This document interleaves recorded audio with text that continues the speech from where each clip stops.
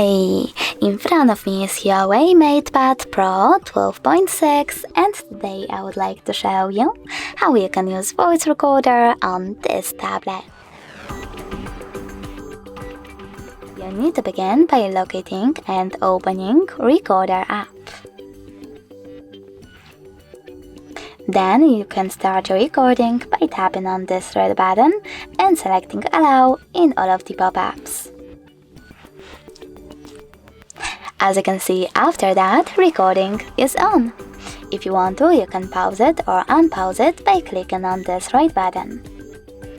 If you wish to add a bookmark, click on the left one. And if you want to end it and save it, tap on the middle one.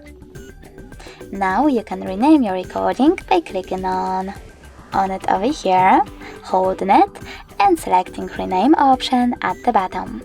Now type in wherever you wish to and choose OK.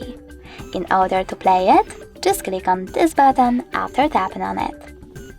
If you wish to delete it though, you need to hold it, select Delete over here, and confirm your choice in the pop-up.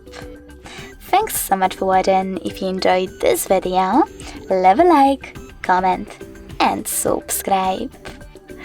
Bye!